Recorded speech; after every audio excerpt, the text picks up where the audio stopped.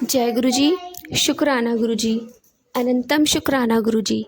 संगत जी, आज मैंने एक आंटी का सत्संग सुना और उन्होंने अपने सत्संग में बताया कि उन्हें माइग्रेन की बहुत ज़्यादा प्रॉब्लम थी। बहुत सर में दर्द होता था, दवाई वगैरह लेती थी, उन्हें उनसे आराम नहीं लगता था। तो एक दिन उनकी बेटी उनको बोलती है कि मम्मा, ऐसे ऐसे छतरपुर में गुरु महाराज जी हैं, वहाँ जाने से कष्ट ख़त्म हो जाते हैं और सारी जो बीमारियां होती हैं, भयंकर से भयंकर बीमारियां भी वहाँ पे ख़त्म हो जाती हैं। तो वो आंटी उनको, अपनी बेटी को कह देती हैं कि कोई नहीं, ठीक है, इग्नोर कर देती हैं। तो जितनी बार उनकी बेटी आती थी उनसे यही कहती थी कि मम्मा आप देख लो, आप जाओ एक बार, आपकी तबीयत ठीक हो जाएगी वहाँ जाने से। तो फिर हमेशा इग्नोर करती थी। तो उनको दर्द बंद नहीं होता था बिल्कुल भी, जब होता था तो बहुत तेज़ होता था, चाहे वो कितनी दवाइयाँ खा लें उन्हें बिल्कुल भी रिलीफ नहीं मिलता था। तो एक दिन उनके हस्बैंड के फ्रेंड उनको बोलते हैं कि ऐसे ऐसे गुरुजी हैं, गुरु महाराज जी हैं और छतरपुर में बड़े मंदिर में हैं, गुरु महाराज जी के दरबार चलो और वहाँ पे जाके ना आपकी वाइफ का जो दर्द है, माइग्रेन प्रॉब्लम है, वो हमेशा के लिए ख़त्म हो जाएगी, आप एक बार जाके देखो। तो उनके हस्बैंड उस दिन उनके घर आके, अपने घर पे अपनी वाइफ को आके बोलते हैं कि ऐसे ऐसे मेरे दोस्त ने गुरुजी बताए हैं छतरपुर में बड़े मंदिर में, और चलो वहाँ चलते हैं। तो उनकी वाइफ कहती है कि हाँ, हमारी बिटिया भी कोई गुरु बताती है छतरपुर में। तो वो अपनी फ्रेंड के साथ चल देते हैं, दोनों हस्बैंड वाइफ, और जब वहाँ जाते हैं तो दरबार में बैठ जाते हैं। तो उस टाइम पे गुरु महाराज जी कभी किसी से ज़्यादा बातें नहीं किया करते थे, बहुत कम बोलते थे। तो बहुत देर तक बैठे रहते हैं, शब्दवाणी चलती है, गुरबानी चलती है, और उसके बाद लंगर के लिए आदेश हो जाता है।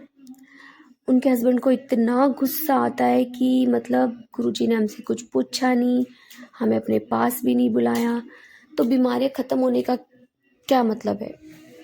मतलब ऐसे कैसे होगा? उन्हें बहुत गुस्सा आता है, इतना गुस्सा करते हैं कि मतलब गुरु महाराज जी के पास अब मुझे दोबारा नहीं आना। और उसके बाद जो लंगर के लिए वो बैठते हैं तो 4 लोग एक साथ बैठते हैं, तब उन्हें और गुस्सा आ जाता है कि भाई यहाँ तो 4 लोग एक साथ बैठ रहे हैं और किसी के झूठन से किसी को कोई बीमारी लग गई तो क्या होगा? पर गुरु महाराज जी की तो वो ब्लेसिंग होती है। अब वो उन अंकल को समझ में नहीं आ रहा कुछ भी, और वो बहुत ज़्यादा गुस्सा कर रहे थे। उनकी वाइफ उनको बार बार बोलती है कि शांत हो जाइए, आप शांत हो जाइए। तो उसके बाद वो लंगर कर लेते हैं और जब वापस वहाँ से निकलते हैं आज्ञा लेके, तो कहते हैं कि अब मैं यहाँ पे कभी नहीं आऊँगा, मेरा यहाँ आने का बिल्कुल भी मन नहीं है, क्योंकि ऐसी कोई फीलिंग नहीं आई है कि यहाँ आने से हमारी कोई बीमारी ठीक हो जाएगी। तो आंटी कहती है ठीक है, आप मत आना। उसके बाद जब वो आंटी घर आती हैं, उसके बाद जब सोती हैं, तो गुरु महाराज जी उन्हें ड्रीम दर्शन देते हैं। तो दर्शन में देखते हैं कि गुरु महाराज जी गद्दी पर विराजमान हैं और उनकी गद्दी से बहुत तेज रोशनी निकल रही है, और वो गुरुजी से कहते हैं कि गुरु महाराज जी, इस रोशनी को बंद कर दीजिए, मुझसे रोशनी सहन नहीं होगी और मेरे सर में फिर से दर्द शुरू हो जाएगा। संगत जी, उसके बाद सुबह उठती हैं और अपने हस्बैंड से सपना शेयर करती हैं। तो उनके हस्बैंड बोलते हैं कि तुम फिर से शुरू हो गई गुरुजी करके, मुझे नहीं सुनना है। तो कहती ठीक है। उसके बाद वो सपने को बार बार उनके दिमाग में वो सपना रिमाइंड होता रहता है। तो वो अपनी फ्रेंड के साथ फिर से बड़े मंदिर जाती हैं और वहाँ गुरु महाराज जी गद्दी पर विराजमान होते हैं और उन्हें फिर से वही सब चीज़ें दिखती हैं। गुरुजी की गद्दी में से बहुत तेज़ रोशनी आती है और वो फिर मन मन में कहते हैं गुरुजी, इस रोशनी को बंद कर दीजिए, मुझसे बर्दाश्त नहीं हो रही है।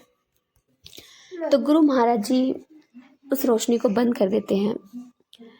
फिर उन्हें गुरु महाराज जी नज़ारा दिखाते हैं, उन्हें चांद रूप में दर्शन देते हैं और फिर चांद में से जो रोशनी निकलती है ना, वो उनके तरफ जाती है और वो फिर कहते हैं गुरुजी, बहुत रोशनी है, प्लीज़ बंद कर दीजिए।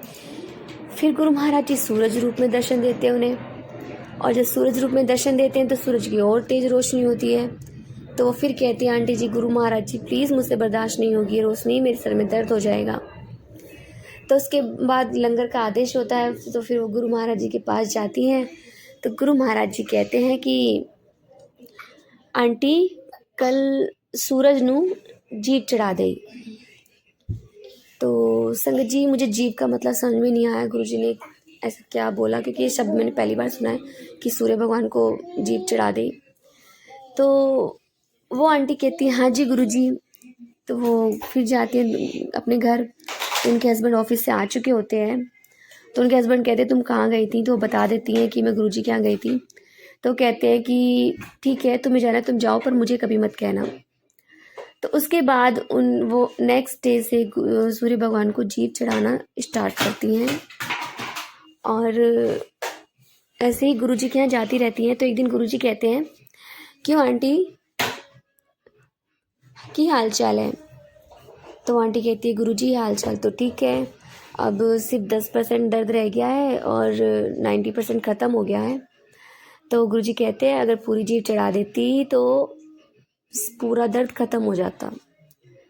तो उसके बाद वो आंटी पूरी जीभ चढ़ाना स्टार्ट कर देती हैं और उनका सारा सर का दर्द ख़त्म हो जाता है हमेशा के लिए। गुरु महाराज जी उनकी ये प्रॉब्लम ख़त्म कर देते हैं। उसके कुछ टाइम बाद उनके हस्बैंड को भी गुरु महाराज जी अपने से जोड़ लेते हैं।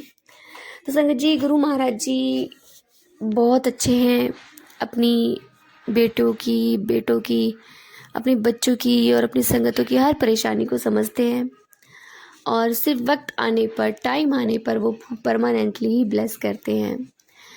क्योंकि आधी अधूरी ब्लेसिंग लेने से कोई फ़ायदा नहीं है, क्योंकि जब हम मांगते हैं गुरुजी से तो वो हमें परमानेंटली नहीं मिलती, वो हमें आधी अधूरी मिलती है मांगने से। और जब गुरुजी देते हैं तो वो परमानेंटली देते हैं। संगत जी मेरा गला बहुत ख़राब है, मुझसे बोला भी नहीं जा रहा है।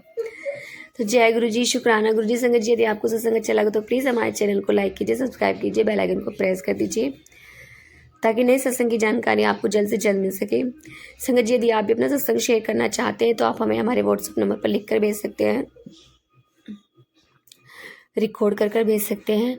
आपके सत्संग भी और संगतों के साथ शेयर किए जाएंगे। जय गुरुजी, शुक्राना गुरुजी।